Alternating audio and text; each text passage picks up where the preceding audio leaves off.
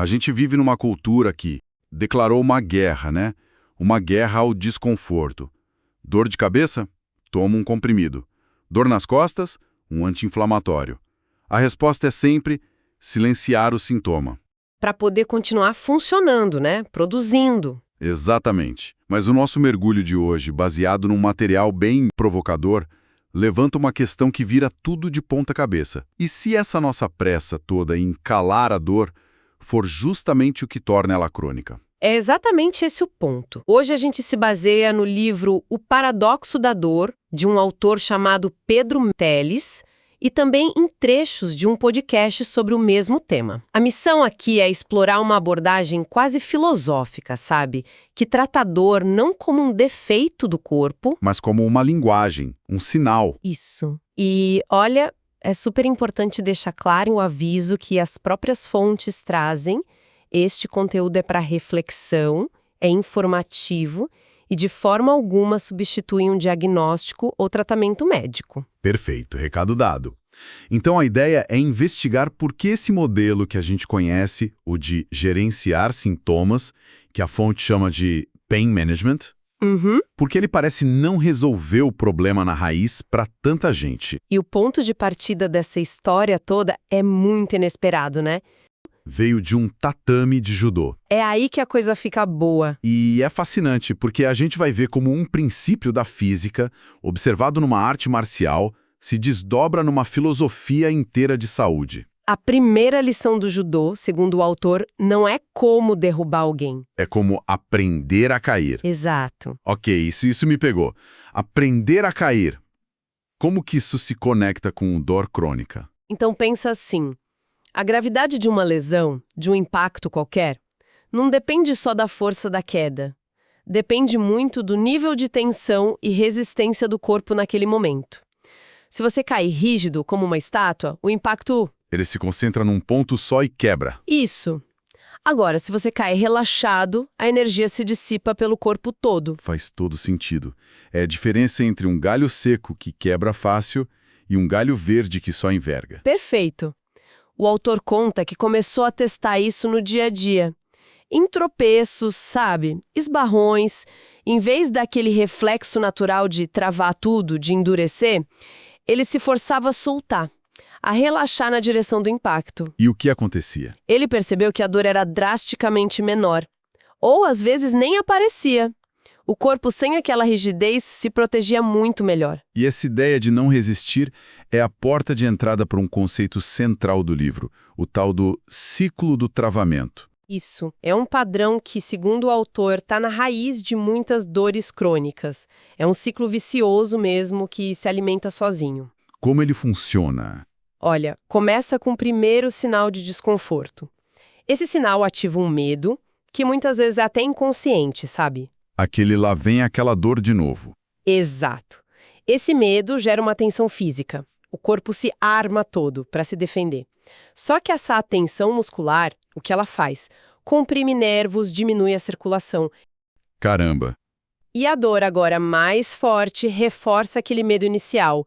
E aí o ciclo recomeça, cada vez mais intenso. Então o insight aqui é quase contraintuitivo. O nosso instinto de se proteger da dor é exatamente o que alimenta ela. É como tentar apagar fogo com gasolina, só que em câmera lenta. Nossa, essa é a definição perfeita do paradoxo.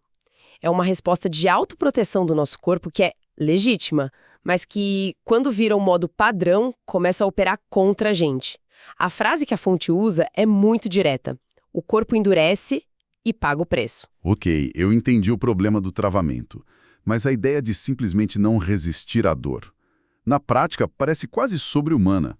Como que alguém com uma dor lancinante consegue só relaxar? Não parece muito realista sem um remédio para ajudar. Essa é a grande questão. É uma virada de chave no pensamento, inspirada na filosofia de Mokichi Okada. A ideia é parar de ver a dor como um erro a ser suprimido. E enxergar como o quê? Como um sinal positivo, um sinal de que o corpo iniciou um processo de autorregulação. O autor chama isso de processo de purificação. Processo de purificação. Essa é uma palavra forte. Então, dor, febre, inflamação, tudo isso seria o corpo tentando se limpar. Exatamente. Seriam manifestações visíveis de uma faxina interna. Uma tentativa do organismo de eliminar toxinas que se acumularam e restaurar o equilíbrio. Certo, mas o que são essas toxinas no contexto do livro? Porque essa palavra pode significar muita coisa, né? Ótima pergunta. O material não deixa o conceito vago, não. Ele divide em 3 categorias bem específicas. A primeira são as toxinas artificiais, resíduos de medicamentos, agrotóxicos, aditivos químicos, poluição, basicamente substâncias que nosso corpo não evoluiu para processar. Ok, até aí tudo bem. Isso faz sentido. Mas e as outras? A segunda categoria é a que gera mais estranheza. As toxinas hereditárias. Espera aí, toxinas hereditárias. Isso é um conceito bem fora do comum. O autor explica como isso funcionaria? Não estamos falando de genética, de DNA, mas de resíduos passando de geração em geração. Isso precisa de um pouco mais de explicação. Precisa mesmo. E é um ponto polêmico. Segundo a filosofia que baseia o livro, não são toxinas genéticas no sentido que a gente conhece. A ideia é que um acúmulo de toxinas artificiais, não processadas pelos pais, pode ser transmitido para o feto. Ah, entendi. Seria como se a criança já nascesse com uma carga tóxica inicial, sabe? Uma predisposição para certos desequilíbrios. É um conceito mais da medicina integrativa. Certo, é uma perspectiva diferente. E a terceira categoria? A terceira são as toxinas urinárias. São resíduos do metabolismo que deveriam ser eliminados pela urina, mas que acabam se acumulando. E o livro usa uma analogia que eu achei muito boa para explicar essa lógica da purificação. A do vômito. É exato. É a melhor analogia. Ninguém gosta de vomitar, é horrível, um processo violento, mas todo mundo entende que é um mecanismo de limpeza, né? Essencial. Tentar segurar o vômito seria uma péssima ideia. Pois é. A dor, nesse contexto, pode ser o mesmo tipo de coisa. O resultado de toxinas se movendo pelo corpo, irritando-os no caminho para fora. É desagradável, mas é um sinal de que a faxina começou. E isso nos leva àquela pergunta central de toda a discussão, que é bem desconfortável.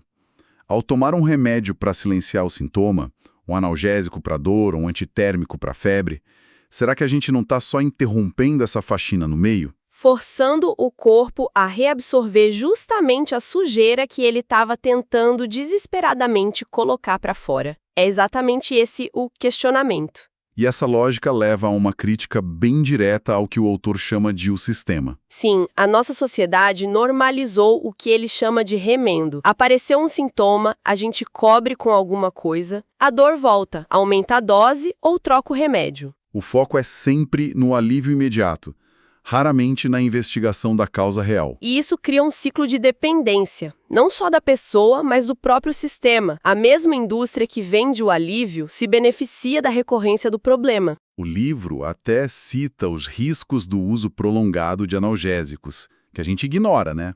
Fala de danos ao fígado, danos renais e o negócio chamado hiperalgesia. A hiperalgesia é fascinante e assustador.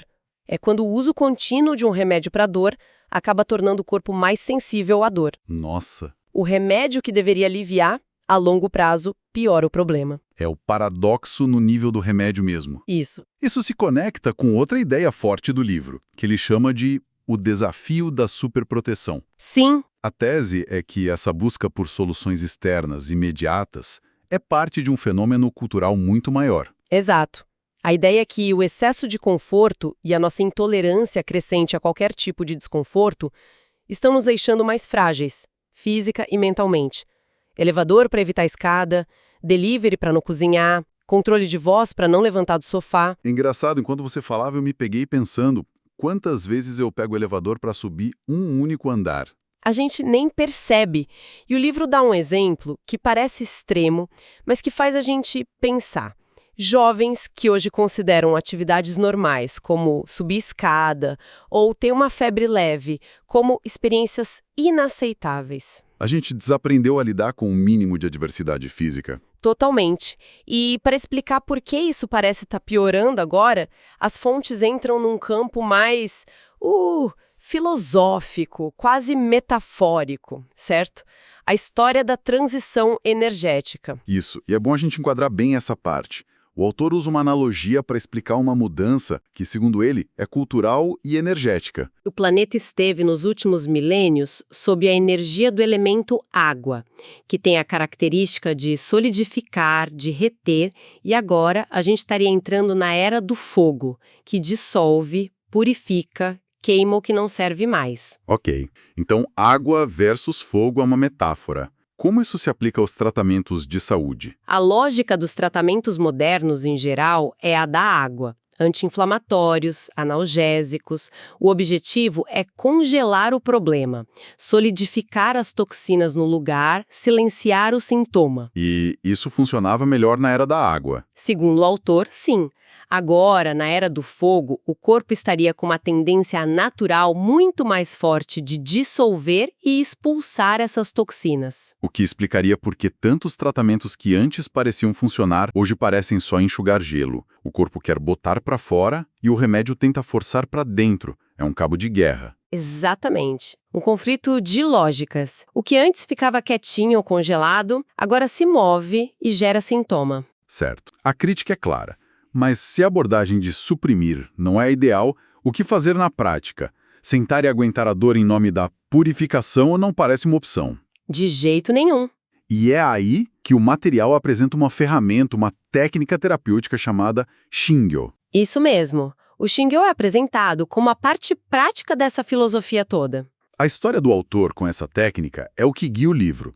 Ele conta que conheceu essa filosofia em 2003 e, depois de ver os resultados práticos nele mesmo, ele simplesmente parou de usar qualquer tipo de remédio. Ele virou o próprio laboratório. Totalmente. Testou em amigos e em familiares. Ele conta que testou até em desconhecidos que encontrava com dor e que aceitavam ajuda. E os resultados se repetiam. Então a cura, ou o reequilíbrio, viria do próprio corpo.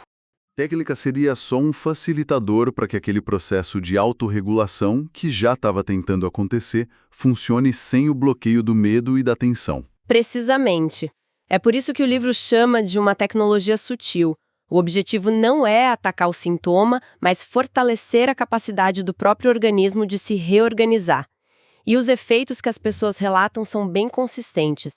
Redução drástica ou sumiço da dor, às vezes em minutos, uma sensação de desbloqueio, mais clareza mental, um bem-estar que dura. E um ponto que o autor insiste muito é que isso não é um dom para alguns iluminados. De forma alguma.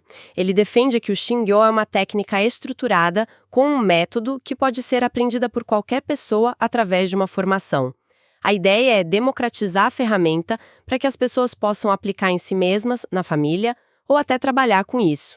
É uma proposta de autonomia sobre a própria saúde. É incrível o caminho que a gente percorreu aqui. Começamos falando sobre como cair num tatame de judô. Pois é. Passamos por uma crítica bem pesada ao nosso jeito de lidar com a dor. Entendemos a dor como um sinal de faxina do corpo. Exato. Se a gente amarrar tudo isso, a grande mensagem que fica é: a dor não é o inimigo, é o mensageiro. Ela não é um destino ou uma sentença. É um indício de que o corpo está vivo e lutando para se reequilibrar. O que muda completamente a nossa relação com ela. Em vez de lutar contra o nosso corpo, a proposta é ouvi-lo e, se possível, colaborar com o processo que ele já começou. E para deixar o nosso ouvinte com algo para refletir, eu queria propor um pensamento final que nasce do centro dessa discussão toda. As fontes sugerem que a dor é um processo de comunicação do corpo que nós aprendemos a interromper em vez de escutar. Isso levanta uma questão importante.